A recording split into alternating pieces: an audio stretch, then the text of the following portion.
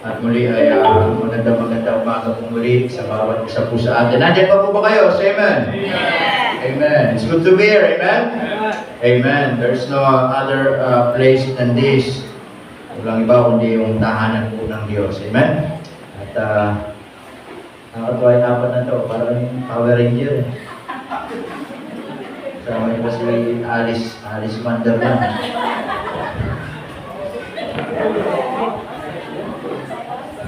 Anong picture kayo? Amen. Zero na ba? Parang ano ba?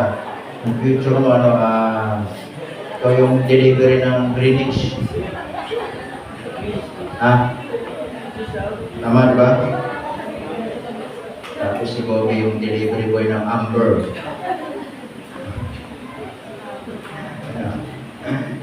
Nakatuwa na. Iba't iba yung kulay niyo eh. Walang sa Power Ranger na kayo. Okay, ngayon tayo mong lahat ay tumayo at tayo mag-aaral po ng salita ng Panginoon. Okay, buksan po natin yung Bible po natin mga kapatid sa Matthew chapter 6. Okay, Matthew chapter 6. Okay, Matthew chapter 6.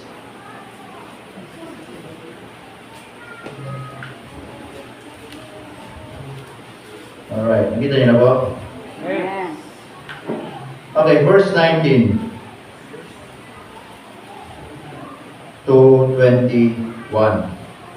Verse 19 to 21. Okay, sabi po ng Bible dyan, verse 19 down to verse 21. Sabi po dyan, lay not up yourselves treasures upon earth, where moth and rust that corrupt, and where thieves break through and steal. But lay up for yourselves treasures in heaven, where neither moth nor rust doth corrupt, and where thieves do not break through nor steal.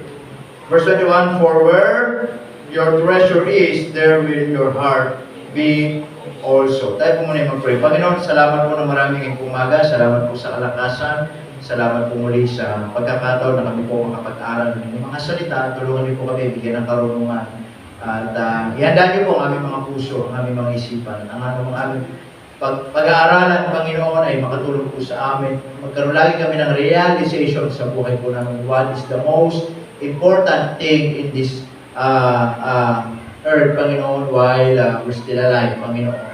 At salamat po sa mga salitang nabasa po namin. Pagpalain niyo kami sa pangalan ni Jesus. Amen at amen. Please be seated. Alright. Yan, sino yan?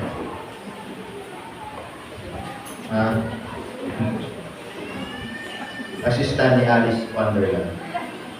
Okay, ang sabi po dito ng ating pong Panginoong Jesucristo.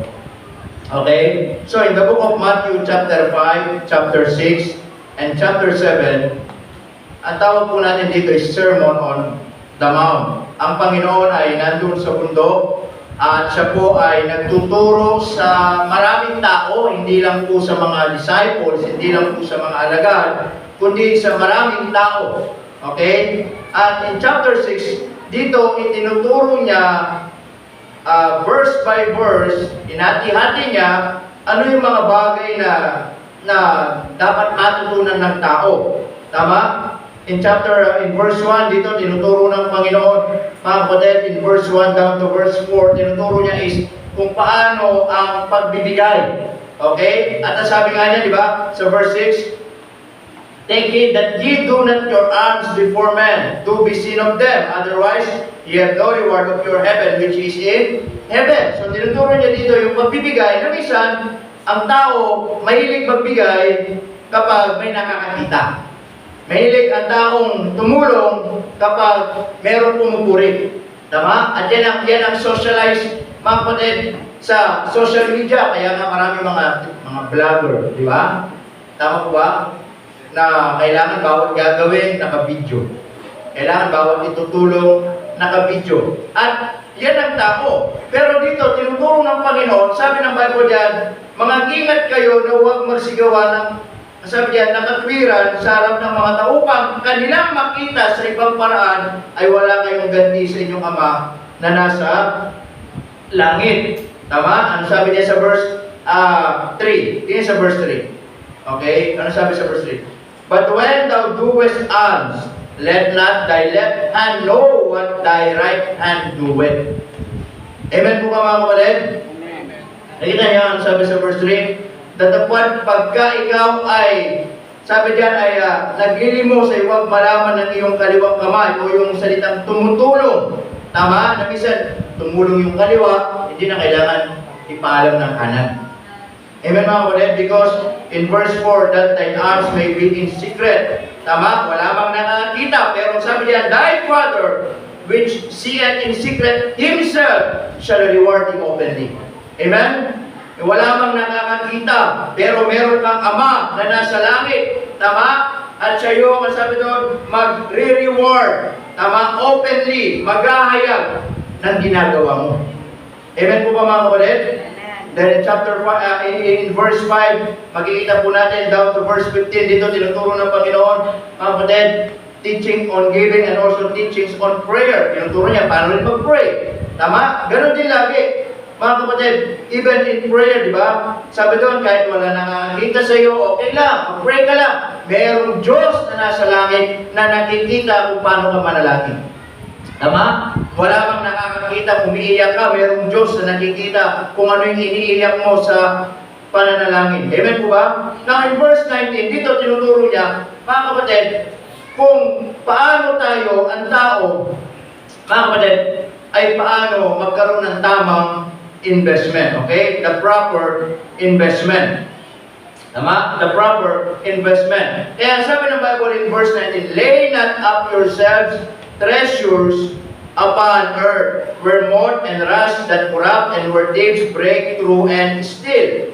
Huwag kayo magtipon ng mga kayamanan sa lupa, na dito'y sumisira ang tanga at ang kalawang, at dito'y namuhukay at nagsisipagnakaw ang mga magnanakaw. Verse 20, but lay up for yourselves treasures in heaven, where neither moth nor rust that corrupt, and where thieves do not break through nor steal. Kundi, magtipon kayo ng mga kayamanan sa langit, na doon hindi sumisira kahit ang tanga, kahit ang kalawang, at doon hindi namuhukay at hindi nagsisipagnakaw ang mga magnanakaw. In verse 21, for where your treasure is, there will your heart be also. Sapagkat kung saan naroon ang iyong kayamanan, doon naman, doon ang iyong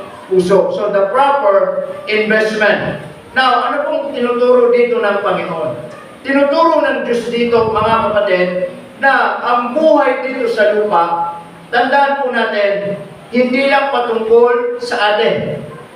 Hindi lang patungkol, mga kapatid, kung ano ang iipunin natin dito sa buhay po na ito. Tandaan po natin, ang buhay natin ay lilipas balang araw. Tandaan po natin, ang buhay natin, hindi po binubuhay ng Diyos para lang mga ipon tayo ng mga yaman dito sa mundong ibabaw. Sapagkat ang sabi po lagi ni Job, mga kapatid, hubad akong dumating dito, hubad din akong babalik. Tama mga kapatid? Ang pinupunto po rito, whether we like it or not, after this life, when we die in this earth, wala tayong madadala sa langit. So, ibig kong sabihin, meron pong pinaka-importante ituturo ang Panginoon for us to realize bakit tayo nabubuhay sa mundong ibabaw. Amen po ba? So, the proper investment. Number one, na gusto kong makita natin, a person who invests. A person who invests. Sino ba yung taong pwedeng makapag-impok? Sino ba yung taong pwedeng makapag-ipon ng kayamanan? Amen mga kapatid? Now dito, nagtuturo ang Panginoon. At tinuturo ng Panginoon ito sapagkat marami mga tao bulag sa kayamanan. Marami mga tao bulag sa tunay na halaga kung bakit sila nabubuhay sa mundong ibabaw. Kaya nga sabi niya sa verse 24, ang sabi po ng Biblia, no man can serve two masters. Amen po ba? For either he will hate the one and love the other, or else he will hold to the one and despise the other. Ye cannot serve God and Mammon. Yan yung mga tao kasi sa panahon na to, namumuhay sila sa sarili nila. Ang mga tao sumusunod kay Kristo sapagkat marami silang nakukuha, marami silang napapakinabangan. Pag pinag-usapan kung ano yung makukuha nila sa Panginoon, ay nandoon sila. Pag pinag-usapan ano yung ibibigay nila sa Panginoon, nawawala sila. Kaya sabi ng Panginoon, mag-ingat kayo kung saan kayo pwedeng mag-info. Amen po ba mga kapatid? Kaya sabi ng Bible dyan, a person who invests, nais kong sabihin, kung ikaw ay anak ng Diyos, ikaw ay may Kristo sa puso, ikaw ang pwedeng makapag-invest ng mga bagay-bagay para sa Panginoon. Alam niyo, ang taong hindi anak ng Diyos, hindi makakapag-invest sa langit yan. Amen mga kapatid? Because their mindset lagi dito sa mga bagay ng mundo nito. Tama po ba? Yung kaisipan nila, paano mag-imbok ng yaman dito sa lupa. Yung kaisipan nila, paano mag-invest ng mga bagay dito sa lupa. Pero nakalimutan nila, ang buhay hindi lang natatapos dito sa lupa. Amen mga kapatid? Ang buhay ay nagsisimula after this life. Amen? And that's why a person who invests, kaya po salamat sa Diyos, if you are a child of God, we have the privilege, we have the opportunity na makapag-invest tayo at meron tayong karunungan mula sa Panginoon at naiintindihan natin na tayo nabubuhay hindi para sa ating sarili. Tama? Alam niyo yan yung kaibahan ng mga mananampalataya at hindi mananampalataya. Kung ikaw ay mananampalataya, alam mo kung anong buhay, kung bakit ka nabubuhay dito sa mundo. Amen mga kapatid? Tama po ba? Na dati mahalaga sa atin yung mga bagay ng ganito. Na dati nung hindi pa tayo mananampalataya, mahalaga sa atin ang mga bagay dito sa mga bagay-bagay dito sa mundo ito. Marami tayong pinapangarap, marami tayong mga gustong bilhin, marami tayong mga gustong mangyari sa buhay natin. Pero nung naligtas tayo, naunawaan natin, ang mga bagay pa lang ito ay hindi pinaka-importante sa buhay na ito. Meron mas pinaka-importante. Amen po ba mga kapatid? A person who invests. Amen? Yun yung paalala ng Panginoon. Tama? Kaya po, nais ko pong sabihin ngayong umaga, tayo po ba ay tiyak na sa langit pupunta? Tayo po ba ay tiyak kapag namatay, patutungo tayo sa langit? Tayo po ba ay tiyak na sigurado na walang duda, walang agam-agam? Pag namatay ka, alam mo, sa langit ka pupunta. Then, nais ko pong sabihin mga kapatid, you are the right person that can invest in eternity. Tama mga kapatid? Pwede ka mag-invest doon sa eternidad. Amen? Dahil ang pwede makapag-invest sa langit, wala pong iba kundi yung anak ng Diyos. Amen? Not only a person, mga kapatid, who invest, but also number 2. Ang sabi ng Bible dyan, but lay up for yourselves treasures in heaven. Amen? Whether neither moth nor rust doth corrupt, and where thieves do not break through nor steal. Verse 19, lay not up yourselves treasures upon earth. Nakita ninyo yung kaibahan. Ang sabi ng Bible, in verse 19, huwag kayong mga impok ng mga kayamanan sa lupa. In verse 20, mga impok kayo ng mga kayamanan sa langit. Amen po ba? It means, mga kapatid, there is a place where you invest. A place where you invest. Tama? Ang sabi ng Bible dyan, dito sa lupa, nawawala, nasasayang. Dito sa lupa, lahat ng bagay na meron ng tao, darating ang araw, magiging limitado. Amen mga kapatid? Ipinanganak tayong wala, darating ang araw, babalik tayong wala. Amen po ba? Could you imagine? Tandaan po natin, when it comes to investment, it is not only about material things. It is not only about, mga kapatid, mga bagay-bagay dito sa mundo. But investment, mga kapatid, sometimes it should be our life. Pwede yung buhay natin, invest natin sa Panginoon. Amen po ba? Amen. Malakas ka ngayon, darating araw, lilipas yung lakas mo. Malinaw ang mata mo ngayon, darating ang araw, lalabo yan. Amen po ba mga kapatid? Amen. Tama? Nakakapaglakad ka ngayon, darating ang araw, baka hindi mo na may lakad yung paa mo. Nagagalaw mo yung mga kamay mo, darating ang araw, baka hindi mo na magalaw yan. Amen po ba mga kapatid? Ang sinasabi ko po, mga kapatid, a place where you invest is in heaven. It means that even our life, mga kapatid, ay pwedeng maging investment, ipagamit natin sa Diyos habang malakas pa yung mga bagay na yan. Amen po mga kapatid? Amen. Tama po ba? Sapagkat bawat nagagawa ng kamay mo, investment mo yan sa langit. Bawat nagagawa ng paa mo, investment mo yan sa langit. Bawat nagagawa ng mata mo, investment mo yan sa langit. Bawat nagagawa ng buhay mo, investment mo yan sa langit. Kapag dumating yung panahon, mahina na tayo, hindi na tayo makakapaglingkod sa Panginoon. Amen po ba mga kapatid? Amen. Tama po ba? Amen.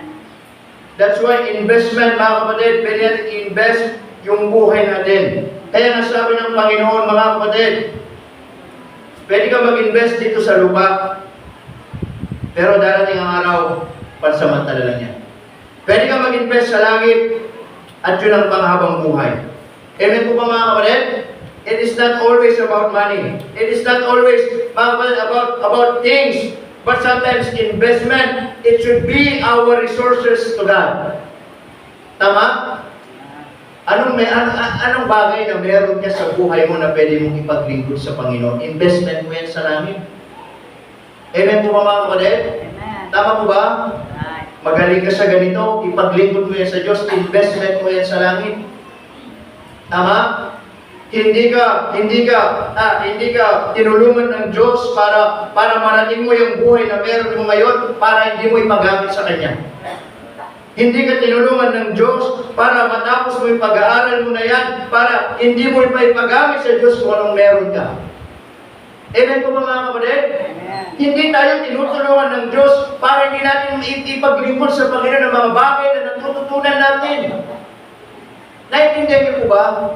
Amen po ba mga kapatid? Amen. Kasi naniniwala ako, tama? Di ba tayo ba, nagpe-pray tayo? Panginoon, makagraduate ako. Panginoon, matapos mo yung karir ko. Panginoon, maging magaling ako dito. For what?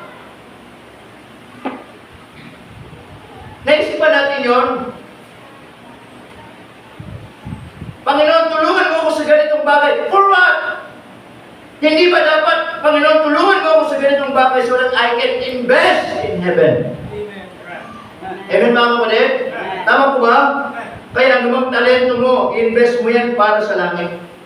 Hindi ka binigyan ng boses ng Diyos, mga kapatid, na magandang boses para umawit na makamundong bagay. Tama po ba? Hindi ka binigyan ng Diyos na magaling na boses para kumanta ka ng mga worldly song. God gave you a nice voice to invest it in heaven. Amen mga kapatid? Tama po ba? Anong bagay binigay ng Diyos sa atin, mga kapatid? Hindi po yan ibinibigay ng Diyos para gamitin lang natin dito sa mundo ito. Ibinibigay ng Diyos siyang talento mo, yung gift na meron ka, yung boses kung anong meron kang gift na pwede mong ipaglingkod kasi magiging paraan yan para makapag-invest ka sa langit. It means there is no reason para sabihin natin hindi ako pwede makapag-invest sa langit. Amen mga kapatid? Sasayangin mo lang ba yung buhay mo dito sa mundo? Pag namatay ka, palangit ka, wala ka namang reward? Sasayangin mo lang ba yung boses mo dito sa mundo? Pag namatay ka, napuri mo yung mga tao, ang Diyos hindi mo napurihan? Sasayangin mo lang ba yung lakas mo sa mundo? Binigay mo yung buong buhay mo sa trabaho, pagdating ng kamatayan, wala kang reward dito sa mundo, pinakibanabangan ka ng tao, pero ang Diyos hindi ka pinakinabangan. Amen po ba mga kapatid?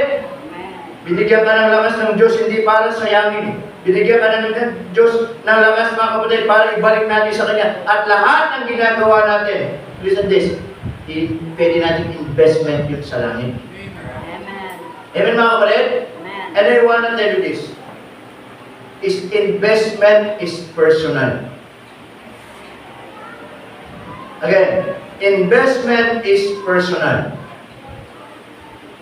Hindi pwede, si tatay ang nag-i-invest lahat. Kailangan individually. Salvation is personal. Service is personal. Accountability is personal. Amen mga kapatid? Hindi pwedeng, mga kapatid, lahat tayo per group na harap sa Panginoon. Tama? Yung investment individually. Kung paano marunong mag-invest si tatay, paano mag-invest si nanay, dapat ganoon din si anak marunong mag-invest. Tama? Because, mga kapatid, accountability is personal. Tama? Amen mga kapatid? Harap tayo sa Panginoon, isa-isa. Hindi mo pwedeng sabihin, Panginoon, yung tatay ko po naman okay na po, naging faithful naman po siya para sa aming pamilya. Hindi po ganun mga kapatid. Amen po ba? Amen. So, place where you invest. Heaven or dito po sa mundo. Amen? Kaya sabi ng Bible diyan, mga kapatid, verse 19, lay not up yourselves treasures upon earth. Tama? Listen this. Maraming investment dito sa lupa. At the end, minsan, nagiging scam. Tama po ba? Maraming scammer dito sa mundo ngayon. Tama? Pero nais kong sabihin, ang Diyos, kailanman hindi nag-scam sa atin. Ang madalas, tayo ang scammer sa Diyos. Alam niyo po ba yun? Panginoon, bigyan mo ako ng ganito, magtatapat ako, scam yun. Marami na akong narinig na gano'n. Panginoon, sagutin mo yung prayer ko, magiging faithful ako. Nung sinagot, hindi na faithful. Scammer na Krisyano sa Diyos. Amen mga kapatid? Panginoon, bigyan mo ako ng magandang trabaho. Pag nagkaroon ko magandang trabaho, magbibigay ako ng tithes, magbibigay ako ng offering ko. Abay, nung nakasweldo na, nakahawak ng pera, nakalimutan na nung magbigay sa Panginoon, nakalimutan na yung pangako, scammer na Krisyano yan sa Panginoon. Kailanman ang Diyos hindi naging scammer sa atin. Tayo nagiging scammer sa Diyos. Amen po ba mga kapatid? Amen. That's why a place where you invest, it is up to you. Amen? Heaven or earth. Amen mga kapatid? And lastly, not only a place where you invest, but I want you to understand this. A purpose why you invest. A purpose why you invest. Ang tanong, bakit gusto mong maglingkod sa Diyos? Bakit gusto mong mag-invest? Siyempre, Pastor, para dublihin ng Diyos. Hindi po ganun mga kapatid. Amen? Hindi po tayo naniniwala sa prosperity gospel dito mga kapatid. Kailanman, hindi mo tinuro paano maging yumaman. Materially, financially, hindi ko tinuro. Siguro, tinuro ko paano tayo maging mayaman sa spiritual na buhay. Tama? Amen po ba mga kapatid? Paano kayo yumaman? May problema mo na yun. Problemahin ko pa ba yan? Problema ko, paano matuturuan? Payamanin kita sa spiritual mong buhay. Pag yaman mo ng pera, trabaho mo yan, hindi mo trabaho. Pag yumaman, bigyan mo na lang ako. Tama po ba? Kaya hirap-hirap na magkalat, turuan kang sa spiritual, problemahin pa ba yung paano ka kumita, paano ka gumana? Mas problema, hindi problema. Tama mga kapatid? O, minsan may mga pastor, pati trabaho ng niya, pinagigilaman. Di ba? Again, trabaho niya yan, hindi mo trabaho ko, salita ng Diyos. Amen po ba mga kapatid? Amen. So, bakit, anong layunin mo, bakit gusto mo mag-invest sa area ng Diyos? Tama? Anong layunin mo? Last Wednesday, na-continuento lang ni Mrs. Meron lumapit sa kanyang isang young people. At sabi niya ay, Sister Eunice, gusto kong mag-assist sa Sunday school teacher. Ang tanong kagad ni Mrs. Sabi niya, anong purpose mo? Ang sagot niya, kasi po, ganito po yung course ko, ang magiging akma sa course ko. Sabi ni Miss, mali yan. Amen mga kapatid? Hindi porke akma sa kurso mo, pwede na. Hindi porke magaling ka, pwede na. Darating ang araw, magsasawa ka kapag mali ang purpose natin. Darating ang araw, kapag mali ang purpose natin, aayaw na tayo. Darating ang araw, kapag mali ang purpose natin, bakit tayo mag-invest? Bakit tayo maglilingkod? Bakit tayo magpapagamit? Magsasawa din tayo. Kapag wala nang nakikinig, pag wala nang mga batang gustong mag-aral, wala nang mga batang gustong magpaturo. Amen mga kapatid? Right. Tama po ba? Right. So what is your purpose? Why you invest? Because it's so simple. Mga kapatid, because number one, because we love the Lord. Amen? There is no other reason above all bakit gusto mo mag-invest, bakit gusto mo maglingkod sapagkat mahal mo ang Panginoon. Bakit pumunta ka dito sa church? Kasi maganda ba yung suot mo? Kasi meron kang kailangan pumunta ka dito sa church? No! You travel, mga kapatid, nagbiyahe ka, pumunta ka rito, nagsakritisyo ka, kasi mahal mo ang Panginoon. Kahit umuulan, pumunta ka sa church, yes, importante. Ang sabi ng Bible, huwag pabayaan ang araw ng pagkakatipon, pero hindi ng pinakaunang dahilan. Bakit ka pumunta rito? Kahit umuulan, kundi dahil mahal mo ang Panginoon. Alam nyo, kapag ganyan ang mentality natin, kahit anong gawin natin, hindi tayo magsasawa sa ginagawa natin. Amen. Amen mga kapatid, kapag mahal mo ang isang bagay, mahal mo ang ginagawa mo, alam mo kanino mo ginagawa, alam mo kanino mo iniaalay, kahit napapagod ka, kahit mahirap, gagawin mo kasi mahal mo ang Panginoon. Amen. Amen mga kapatid, aawit ka kasi mahal mo ang Panginoon. Maglilingkod ka kasi mahal mo ang Panginoon. Magsasakripisyo ka kasi mahal mo ang Panginoon. Pupunta ka dito kasi mahal mo ang Panginoon. Yan yung magmomotivate sa'yo. Amen mga kapatid, kapag inalis mo yung pinakaunang dahilan na yan, na nawala na yung pagmamahal mo sa Panginoon, wala na yung pag-ibig mo sa Diyos, unti-unti, lahat ng bagay, manlalamig sa buhay mo. Amen mga kapatid? Kaya ka pupunta rito, mahal mo ang Panginoon. At kapag natutunan mong mahalin ang Panginoon, susunod na yung mga ibang bagay. Marirealize mo na kung anong mga meron ka, hindi mahalaga sa'yo, kasi alam mo, galing yan sa Panginoon. Amen po ba mga kapatid? Naalala nyo, si Mary Magdalene, tama? Nakita niya ang Panginoon. Ang ginawa niya doon sa alabaster's box, kanyang pinasag, ipinahid sa Panginoon. Ang sabi ng mga tao, bakit mo pinasag? Yan ay katumbas ng isang taong sweldo, isang taong salary. Pwede mong ibigay sa mga mahihirap, itulong sa mga nangangailangan. Pero, mga kapatid, Mary Magdalene, mga kapatid, she break that alabaster's box, mga kapatid, ng buong puso. Tama? Wholehearted and not half-hearted because alam niya, mas importante ang Panginoon kaysa doon sa alabaster's box. Amen po mga kapatid? Amen. Naalala niyo yung mga shepherd. Sabi ng angel, ipinanganak ngayon sa bayan ni David ang isang tagapagligtas. Sabi ng mga shepherd, God, let us now! Iniwan nila yung mga tupa. Pinuntahan nila ang Panginoon. Kasi alam nila, mas mahalaga ang Panginoon. Amen po mga kapatid? Amen. Alam nyo, hindi magiging tama ang purpose ng buhay natin. Mga kapatid, hanggat hindi natin natututunan, unahin ng Diyos sa buhay natin. Kaya nga, the conclusion of Matthew chapter 6 in verse 33, anong sabi doon? But seek ye first the kingdom of God and His righteousness. And all these things shall be added unto you.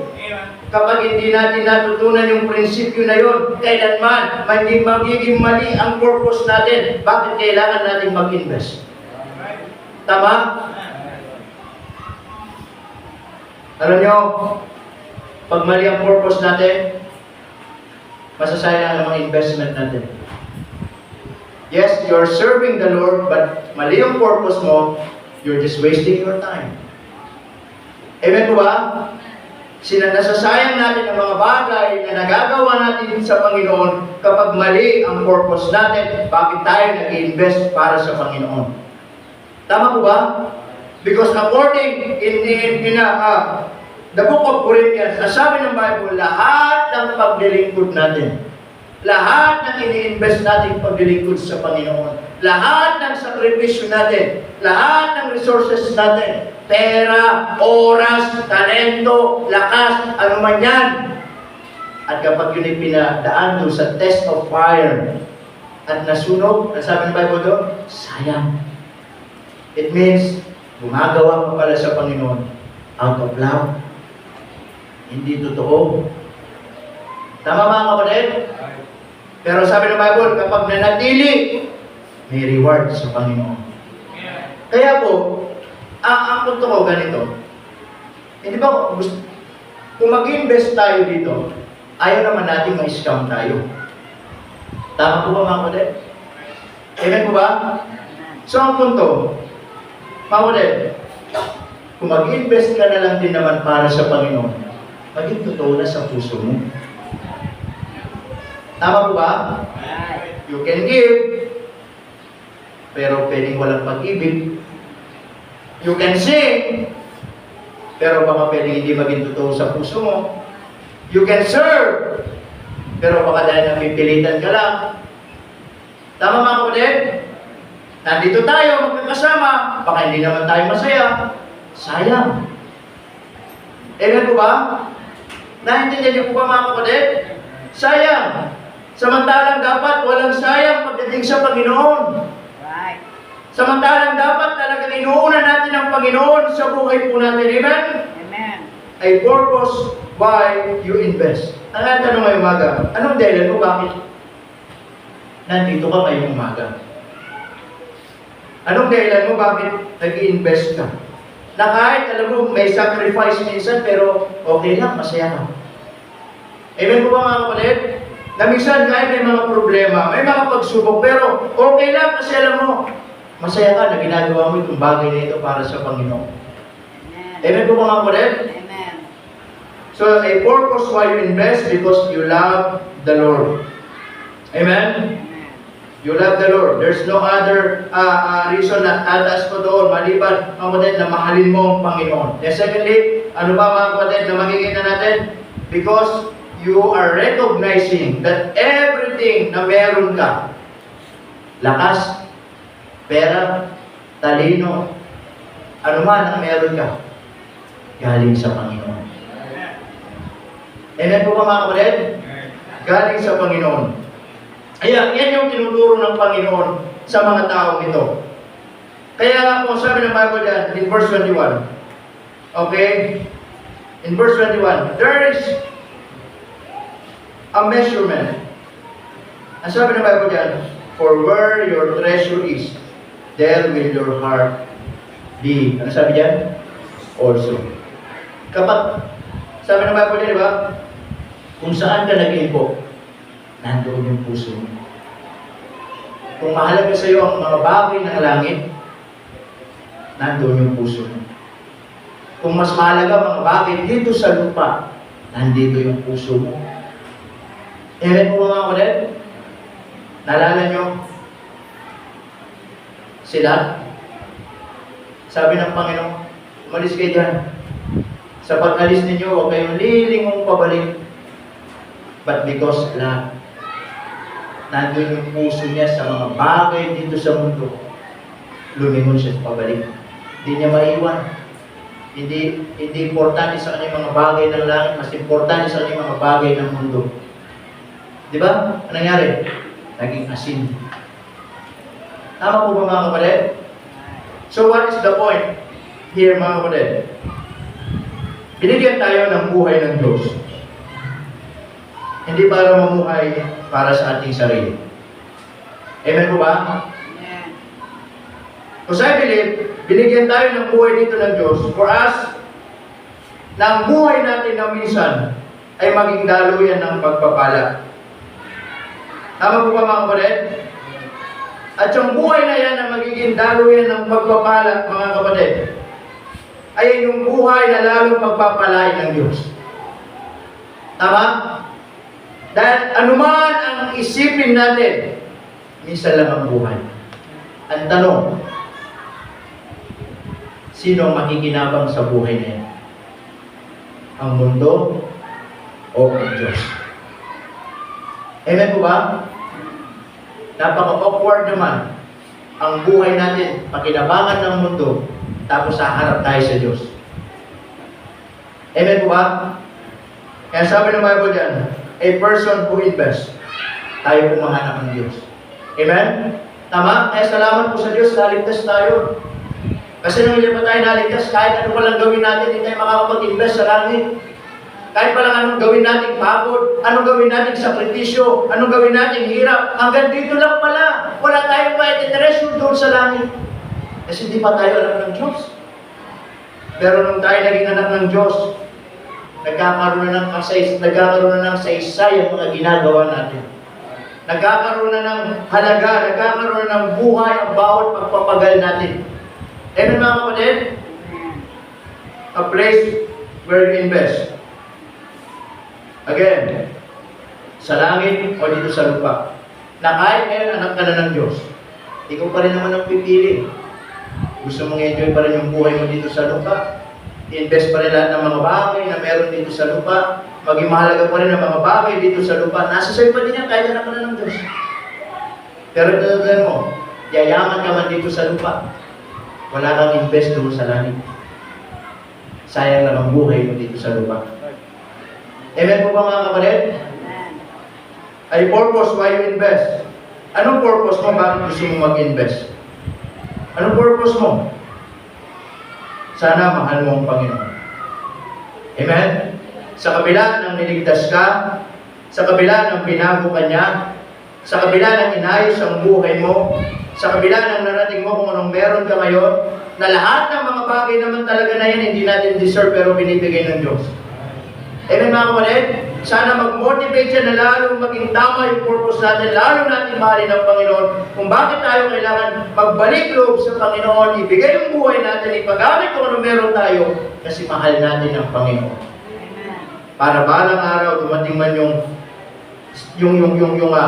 point ng buhay natin dito. Wala man tayong marahil na impok dito. Pero alam natin sa langit, marami tayong nagawa para sa Panginoon. Kasi ang buhay mo hindi lang patungkol dito sa lupa. Ang buhay lagi patungkol pagkatapos ng buhay dito. Amen mga kapatid? That's why the proper investment. So this morning, kumusta po ang investment po natin? Kumusta ang malakas mo? Na-invest mo ba yan sa Panginoon? Kumusta ang oras mo? Na-invest mo ba yan sa Panginoon? Kumusta ang trabaho mo? Na-invest mo ba sa Panginoon? Kumusta ang pag-aaral mo? Na-invest mo ba sa Panginoon? Kumusta ang karir mo? Na-invest mo ba sa Panginoon? Lahat ng bagay, again, na meron tayo, hindi binibigay ng Diyos. Mga kapatid, para lang masaya. Binibigay ng Diyos yan para ma-invest natin doon sa langit. Ipagamit mo. Ipagamit mo. Amen po ba? Kaya sabi ng Bible in verse 21, for where your treasure is, ano pong sabi dyan? There will your heart be also. Hindi ko alam kung nasa ang puso mo ngayon. Ang Diyos ang nakakakita kung nasaan ang puso mo. Nandito sa mundo o nandoon sa langit. Tayo kung lahat ay tumayo, tayo po'y manalangin. Let's pray. Panginoon Diyos, maraming pong salamat for reminding us about the proper investment. Salamat po, Panginoon, na kami lagi na paalalahan ay Panginoon na ang buhay dito sa lupa ay hindi laging patungkol sa mga bagay po dito. But Lord, binuhay niyo po kami para matutunan po namin na i-invest namin yung buhay na meron po kami. Ipagamit namin, ipaglingkod namin ang mga bagay na meron kami, Panginoon. Upang sa ganon, pagkatapos ng buhay dito, alam po namin, dyan sa langit, meron kami mga kayamanan na info nung kami nabubuhay pa. Na kami nakapaglingkod sa aming pong simbahan, nakapagbigay sa aming at sa gawain po ninyo, sa ministry, lahat ng mga bagay na patungkol sa langit ay nagkaroon kami ng bahagi. Kaya Panginoon, panalangin ko po ngayong umaga na turuan niyo po kami na laging maging malinaw po sa amin kung anong pinaka-importante sa mundong ibabaw na ito, kung bakit po kami nabubuhay. Habang ating mga ulo nakatungo, mga mata ay nakapikit, marahil ang salita ng Diyos ay nangusap po sa atin ngayong umaga at nais po natin lumapit sa dakong unahan, mga kapatid. At tayo po ay mananalangin po sa Panginoon ngayong umaga. Sige po, when was the last time na alam mo sa sarili mo, nakapag-invest ka sa Panginoon? Ito yung investment is something na pwede mong ibigay sa Diyos na alam mo hindi masasayang. Na alam mo hindi mawawala. Na alam mo na hindi mapapalitan ng anuman. Marahil yung buhay mo, yung lakas mo, yung pera mo, o ano man. Sabi ng Bible, huwag kayong mga ipon ng yaman sa lupang ito, sa mundong ito. Sapagat ang mga bagay dito sa lupa ay mawawala, mananakaw, kakalawangin, pero doon sa langit, pag ikay nag-impok, ang sabi ng Biblia, hindi mawawala. Ngunit yan ay napapatunayan kung nasaan ang puso mo, doon ka nag-iimpok.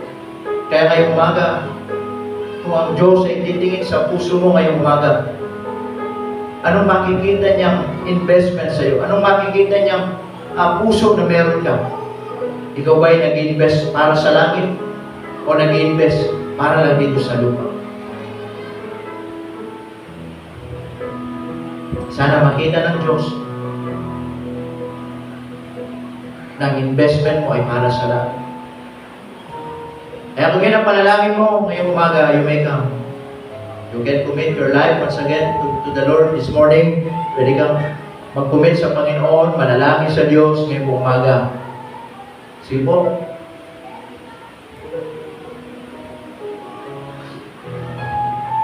Hindi tayo binuhay ng Diyos para lang sa wala.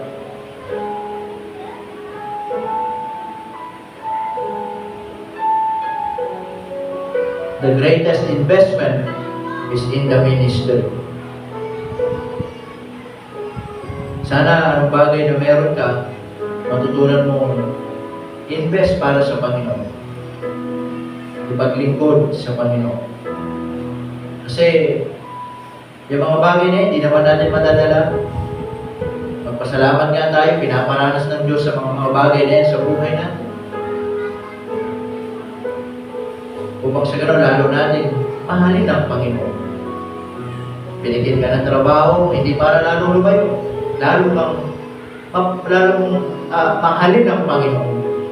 Binigyan ka ng lakas, hindi para gawin ang mga bagay ng mundo, kundi lalo mong ipaglingkod sa Panginoon. Binigyan ka ng talento, para lalo mong ipagamit sa Panginoon. Kasi mga kapatid, lahat ng meron sa atin, darating ang araw, mawawala yan.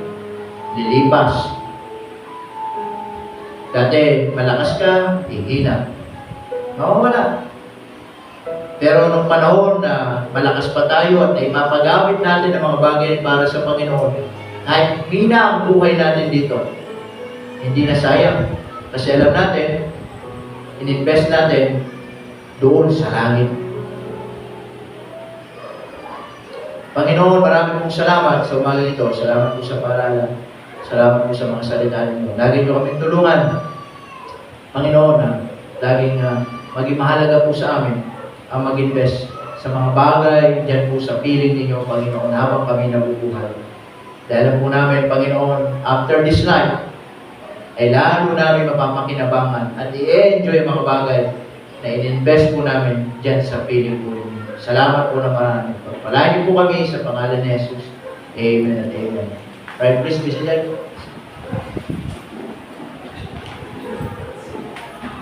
Alright, tayo po dumako sa ating mga